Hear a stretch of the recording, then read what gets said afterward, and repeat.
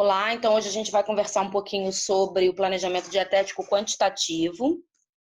A gente já entendeu como que a gente faz esse planejamento.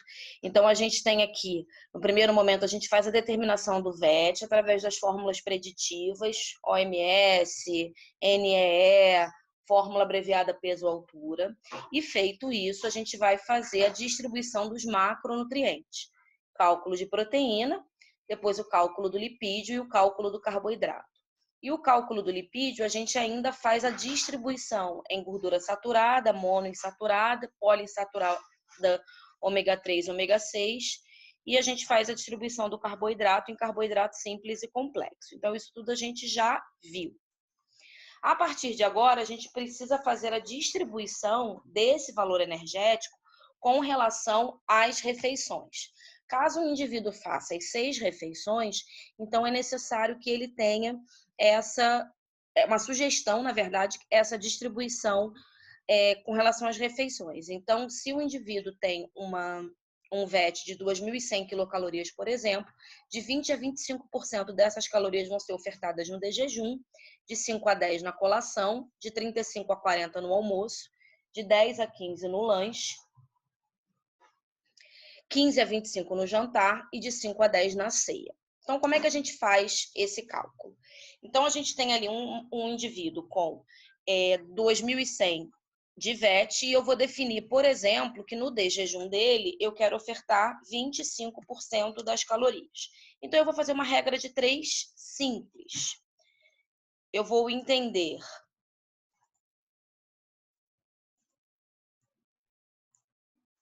que 2.100 quilocalorias representam 100% do VET. E que X representa 25%. E aí eu vou fazer a regra de 3 simples e esse X vai ser igual a 525 quilocalorias. E dessa forma, eu vou seguir para as demais refeições. Lembrando que a soma desses percentuais, ele precisa dar 100%, porque eu preciso distribuir isso dentro do dia do indivíduo, ok? Bom, é importante no planejamento quantitativo a gente fazer a escuta, né, do nosso paciente, do indivíduo que a gente está acompanhando. Então, é importante, primeiramente, a gente entender os hábitos alimentares dele. Ele é um indivíduo que come pão de manhã, ele tem hábito de comer pão de manhã e ele não tem nenhuma intolerância ao glúten, então não tem necessidade de retirar esse pão. Ele é um indivíduo que gosta de fazer de 4 a 6 refeições, mantenha de 4 a 6 refeições. Ele é um indivíduo que só faz 3 refeições e o dia dele não permite que ele consiga introduzir mais refeição nesse hábito dele, então a gente vai fazer o planejamento desta forma. É importante também a gente entender a rotina de horários dele. O indivíduo não pode, por exemplo, acordar às 9 da manhã e a gente colocar no planejamento quantitativo dele que ele tome café da manhã às 6. Não é factível ele acordar às 6 horas da manhã para tomar café, porque a gente colocou lá que seria às 6 da manhã, ele voltar a dormir e acordar às 9, por exemplo. Então, é importante que a gente escute o nosso paciente. A escuta do paciente é uma ferramenta extremamente importante que precisa ser feita sempre, tá? Além disso, e obviamente, é sempre importante a gente lembrar as premissas do Guia Alimentar da População Brasileira e a gente precisa priorizar os alimentos in natura e minimamente processados e mostrar para o nosso paciente que essa escolha é uma escolha correta, é uma escolha interessante dele fazer com relação aos hábitos alimentares dele. Bom, feito isso, a gente vai pegar e vai, a partir do momento em que eu determinei quantas calorias eu vou ter no meu desjejum, por exemplo, nesse exemplo que a gente fez aqui, 525 quilocalorias. E aí, feito isso, eu vou listar os alimentos que eu, através da minha escuta e através do que eu entendi de hábito alimentar dele, eu vou listar os alimentos que eu preciso, né, que ele ingira no café da manhã. Após a listagem desses alimentos, eu vou olhar em tabelas de composição dos alimentos, de medidas caseiras e tabela de composição, a quantidade que cada alimento pesa, através das porções, e depois olhar a quantidade de cada nutriente. Não só macronutriente, né? Na verdade, só macronutriente, proteína, carboidrato e lipídio e as calorias. E cada refeição eu vou fazendo dessa forma e somando ao final. Uma dieta planejada pode ter uma variação no total do VET em torno de 100 quilocalorias, mais ou menos, tá? Então, essas são as tabelas que eu apresento para vocês. Tabelas de composição química e de medidas caseiras, e a gente tem outras possibilidades, tem a tabela da Sônia Tucunduva, tem a tabela do Guilherme Franco, que são só alguns exemplos de tabelas que a gente vai precisar utilizar para fazer essa avaliação, e aí a gente tem a gente vai conseguir fazer esses cálculos. Então, vamos lá. Eu tenho um exemplo aqui, por exemplo, de um café da manhã, onde eu penso em um leite de vaca desnatado, 200 ml, 16 gramas de um achocolatado, 50 gramas de pão de forma, 15 gramas de requeijão, 165 gramas de mamão papai e 90 gramas de banana d'água. Da onde eu tirei essas quantidades? Justamente dessas tabelas de medidas caseiras. Numa tabela de medidas, a tabela de medida caseira, ela funciona exatamente dessa forma. Ela vai me dizer, por exemplo, quanto que pesa meio mamão papaya médio, por exemplo. Ela vai me dizer quantos ml tem num copo pequeno, num copo americano, enfim. Então, por isso que eu preciso ver primeiro as quantidades, para depois eu trabalhar na distribuição desses nutrientes. Bom, feito isso, a gente vai precisar calcular a quantidade de nutrientes que tem em cada um desses alimentos. Então, eu dou um exemplo aqui, por exemplo.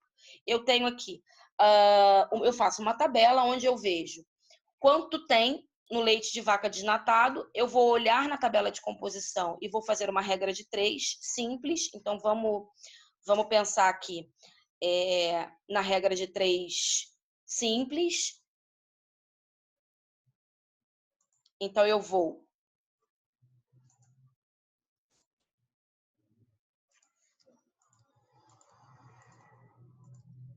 fazer a conta do leite de vaca.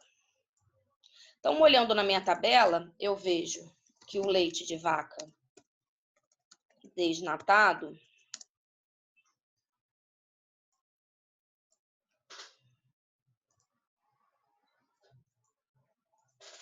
deixa eu olhar aqui a tabela.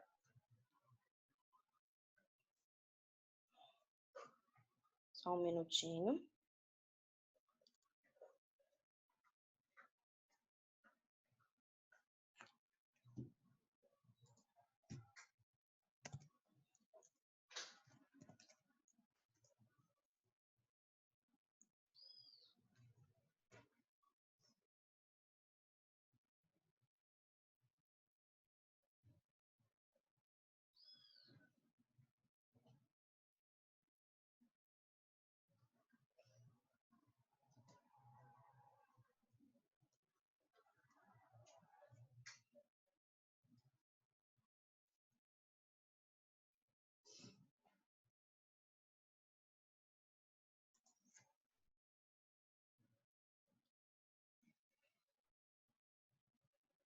Então, o leite de vaca desnatado, 100 ml, lembrando que essas tabelas elas estão sempre em 100 ml, tá? Ele possui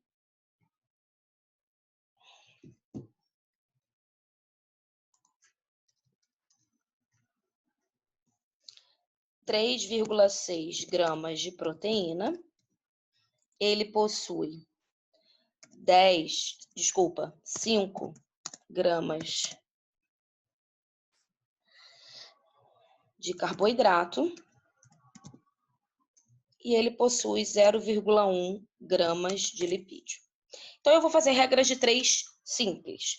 Se em 100 ml possui 3,6 gramas de proteína, em 200 ml vão ter X. E eu vou fazer essa regra de 3 para todas as refeições. Ao final de eu calcular essa regra de 3 para todos os nutrientes e calorias e para todas as refeições, eu chego em valores aproximados, né? A gente pode dizer assim, do que a gente tem de caloria. Então, eu tenho aqui, por exemplo, esse aqui é um exemplo onde eu coloquei aquelas quantidades e eu somei. Então, eu tenho aqui, ó, por exemplo, o total de proteína, o total de carboidrato e o total de lipídio. E com isso eu consigo chegar no valor calórico, por exemplo, desse de jejum. Nesse exemplo, eu tinha estimado um de jejum de 500,8 calorias e esse cálculo deu 482,06 quilocalorias, que dá aproximadamente 20 calorias a menos do esperado. Se a gente for considerar que são mais ou menos 100 calorias e de 5 a 6 refeições, esse seria um valor aproximado. Então, a gente vai fazer isso para cada refeição e, ao final, a gente vai somar para entender se chegou no que eu planejei de caloria, de proteína, de carboidrato, de lipídio. Caso isso não tenha chegado, eu vou precisar fazer algum ajuste. Aumento 100 ml do leite, diminuo um pouco do requeijão, enfim. Eu vou fazendo esses ajustes até que eu consiga traçar essas quantidades. Vou colocar, na verdade, já coloquei no Google Classroom de vocês uma atividade que eu gostaria que vocês fizessem, um planejamento quantitativo, e que vocês escolhessem uma das refeições para poder fazer, ok? Pessoal, um abraço. O que vocês precisarem, eu estou à disposição de vocês no Google Classroom ou em outras redes que vocês tenham disponível. Beijo, tchau, tchau.